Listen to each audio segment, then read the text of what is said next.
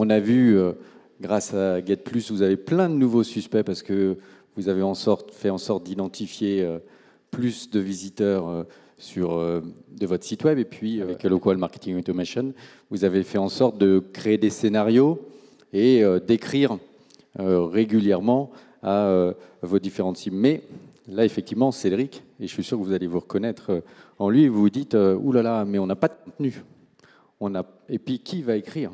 Puis vous vous souvenez que la dernière fois que vous avez cherché à faire un e-book, vous êtes allé voir les technico-commerciaux qui vous ont dit ouh là là, oui, ok, pas de problème, mais finalement, ils ne l'ont jamais fait. Vous étiez en bas de la liste de leurs priorités.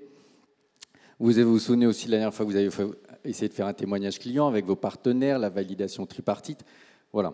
Donc, effectivement, la rédaction, c'est un vrai sujet, le contenu, c'est un vrai sujet, mais ce n'est pas un sujet inaccessible. Donc, je vais vous donner quelques outils, quelques points de méthode pour pouvoir clairement mettre en place une stratégie de contenu éditorial. Premièrement,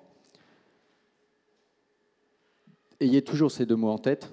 C'est vraiment le ton qu'on va essayer d'adopter, qu'il faut adopter. Pensez à construire un contenu intéressant avant d'être intéressé. Ce qu'on veut dire par là, c'est donner à vos cibles de l'information, parlez d'eux avant de parler de vous, de parler de vos produits.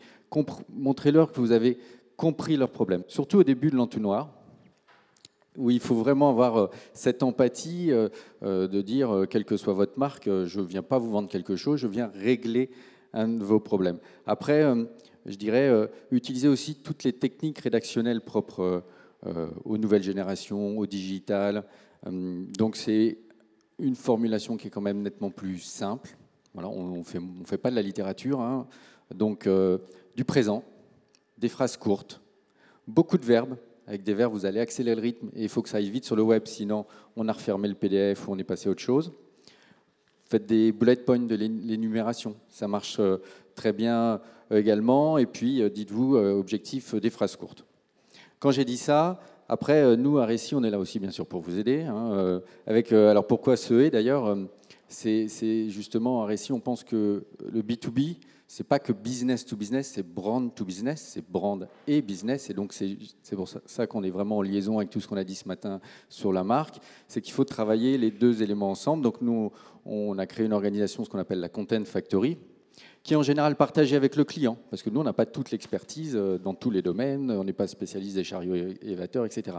Néanmoins, on va mettre en place une organisation où on va déjà se présenter vis-à-vis de des technico-commerciaux de Cédric plus facilement, parce que quand il aura un rendez-vous avec un journaliste pour l'interviewer, il pourra moins dire non, j'ai pas le temps, c'est pas ma priorité, etc. Déjà, ce rapport avec l'interne aide aussi dans la relation à la construction du contenu. Le contenu, c'est pas que du contenu rédactionnel, c'est des vidéos, des infographies, des posts, bien sûr, aujourd'hui aussi. Ça va faire partie des éléments qu'on va produire. Après, on va revenir sur l'entonnoir qui peut être présenté dans ce sens-là. Donc ça, effectivement, c'est le sujet clé.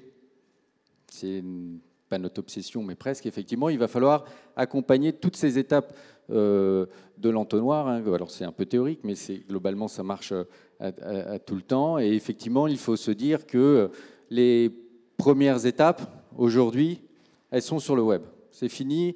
Lorsqu'on a Cédric et Coollift, ils veulent vendre leur chariot, ils n'arrivent plus à rencontrer les clients simplement pour dire voilà, je suis Coollift, je voudrais vous rencontrer, vous raconter ce que je fais bien. Les gens, ils ne veulent pas, ils n'ont pas le temps, ils savent qu'une fois qu'ils ont mis le doigt dedans, ils vont être harcelés par un commercial. Voilà. Donc ils vont d'abord aller en ligne, ils vont d'abord lire et ils vont même d'abord faire leur présélection de fournisseurs qui mettront dans la shortlist. Et même, on le reverra tout à l'heure avec ce qui se passe du côté de Londres, voilà, ça pousse de plus en plus. Et effectivement, le canal e-commerce en B2B, il devient de plus en plus fort. On le voit effectivement ce qui se passe outre-Manche. Donc, il est clé d'accompagner ces étapes-là par des multiples points de contact digitaux. Quel contact, quel contenu à quel moment? Donc nous, on travaille sur une forme de matrice comme celle-ci, hein, sans rentrer trop dans les détails, mais effectivement, au début, on va essayer, dans la partie besoin, d'essayer de faire en sorte de montrer à vos cibles que vous avez compris leurs problèmes. Donc c'est effectivement des infographies, des vidéos, des e-books. Et puis à la fin, On va être plutôt dans le plus commercial. Alors, ce qui marche bien, c'est une promotion. Alors, si ce n'est une promotion, par exemple, une offre d'essai. Alors, pour Coollift, c'est peut-être plus compliqué, mais une offre de visite, d'essai sur place. Voilà. Donc ça, c'est très, très important. Il faut le construire. Et puis, un élément clé en mettant en place une stratégie de ces 3 piliers, c'est que vous allez gagner du temps. Pourquoi? Parce que vous allez sortir du mode campagne, qui fait que vous avez fait une campagne qui dure 6 mois, et puis c'est fini. Il faut recommencer une autre. Donc, il faut recommencer. Qu'est-ce qu'on va raconter? Quels sont les arguments, etc. Là, vous mettez quelque chose en place de récurrent, de permanent. Une fois que vous l'avez mis en place, ça va tourner. Et tous les jours, le week-end compris.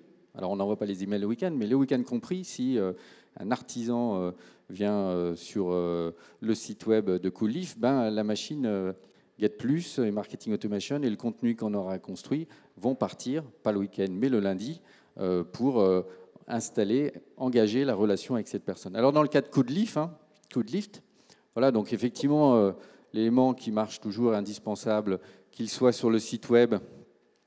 Et donc, comme on a dit que la personne ne l'avait pas téléchargé, on va lui reproposer donc, des emails courts, on est assez clair, on met l'e-book très en avant.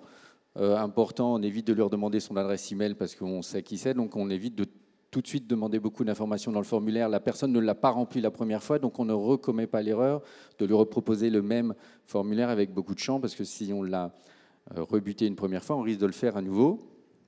Par contre, on lui dit qu'on sait qui elle est, on lui montre qu'on a compris quels étaient ses problèmes en mettant en avant des avantages.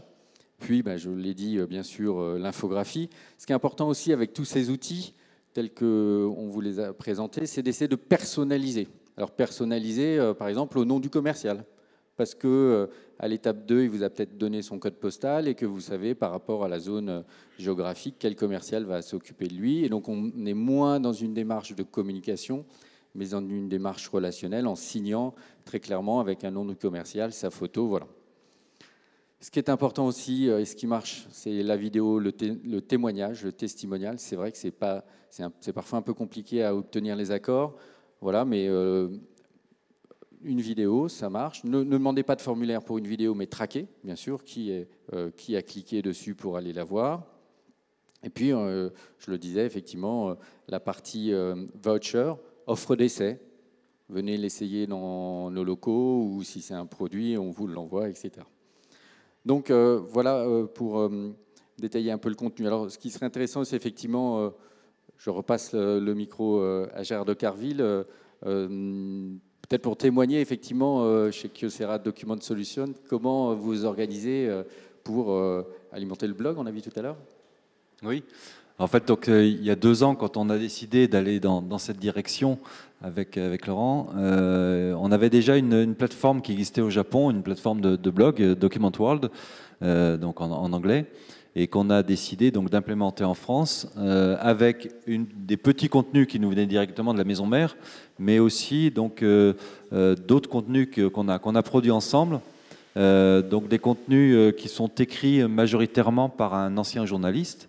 Et donc on a des réunions rédactionnelles avec lui, on le brief sur différents éléments, plus certains témoignages clients. Alors, comme le disait Laurent, c'est toujours très difficile à obtenir, mais on en a quelques-uns, et puis on va en avoir d'autres. Donc, et puis de l'actualité. Alors, vous voyez, on est relativement loin de notre actualité produit, mais on essaie de parler des problématiques des clients, donc sur les problèmes de sécurité autour de l'impression, de mobilité autour de l'impression ou de la dématérialisation de documents, sur la gestion des workflows des documents en entreprise, sur des applications un petit peu verticales. On parle du monde de l'éducation, du monde hospitalier, qui ont des besoins bien précis en termes de documentaire et impression. Donc voilà, donc on arrive à poster 2-3 contenus par mois sur ce blog et sur d'autres supports. Et vous pouvez nous donner quelques résultats ou les prochaines étapes? Alors, les premiers résultats, c'est vrai que pour l'instant, on a un blog sur lequel on a un trafic qui n'est pas satisfaisant. Mais bien sûr, on lit ce blog avec nos réseaux sociaux, avec nos newsletters à notre réseau. On est en train de lancer des newsletters pour alimenter toutes nos campagnes de marketing direct et pour alimenter toutes nos campagnes de télémarketing. Tout ça est fortement lié. Donc, Aujourd'hui, les résultats sont, bon, on est en forte croissance en partant de pas grand-chose en termes de trafic. On doit être à 300 visites mois sur le blog, alors qu'on est à près de 10 000 sur le site internet. Donc on a des problèmes de fusion entre les deux, de dynamique entre les deux.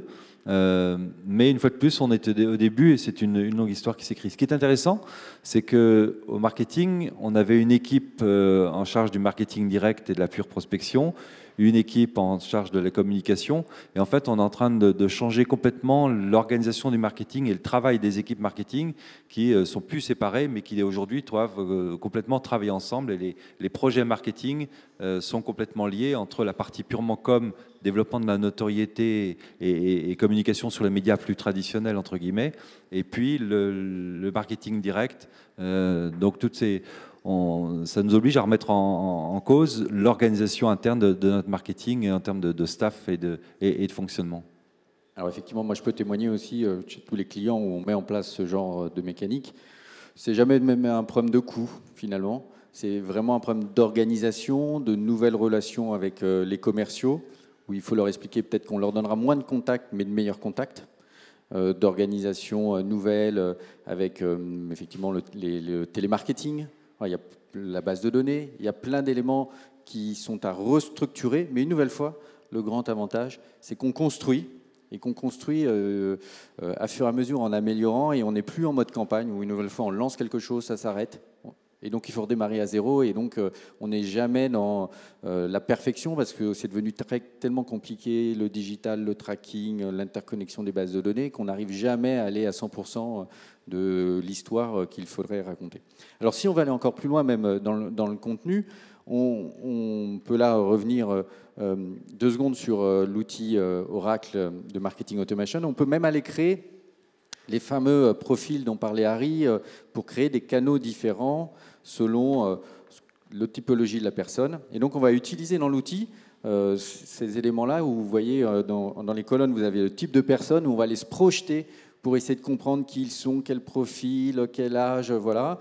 Et pour chacune de ces colonnes, ce sont les lignes, on va, pour les étapes de awareness, considération, d'inquiry, se dire quels sont leurs besoins et en quoi on doit répondre. Et donc, on va y associer un contenu. Et on peut même travailler en collaboration. C'est ce que dit cette petite vignette bleue à signe. C'est qu'effectivement, on va charger quelqu'un de produire ou de coproduire le contenu. Et puis, si on veut aller plus loin dans la rentabilité de l'outil et dans la fidélisation du client, c'est aussi quelque chose que vous allez mieux pouvoir faire en dégageant du temps sur la partie lead generation de prospection, c'est utiliser l'outil pour la fidélisation. Et là, on va être encore pertinent parce qu'on va personnaliser le message et puis on enverra, si vous faites une enquête avec l'IFOP, par exemple, de fidélisation, de connaissance de la satisfaction client, bah, vous allez montrer, et ça automatiquement, hein, vous allez montrer le bon produit que la personne a acheté, si c'est une PME ou un grand compte. Ajouter quelque chose sur le contenu, c'est effectivement une grosse difficulté. Et nous travaillons avec des distributeurs. On les pousse dans cette direction, évidemment. Et en fait, une façon de fidéliser nos distributeurs, c'est qu'on leur fournit aussi notre contenu. C'est-à-dire qu'on leur dit, montez des réseaux sociaux auprès de votre écosystème régional. Des contenus, vous êtes des distributeurs de 10, 15, 20, 30, 50 personnes. Vous n'avez pas les moyens de développer ces contenus. Nous vous les fournissons, puisqu'ils sont quelque part neutres. L'objectif, ce n'est pas d'être intéressé, mais d'être intéressant. Et donc, c'est aussi un moyen de fidéliser notre réseau de distributeurs.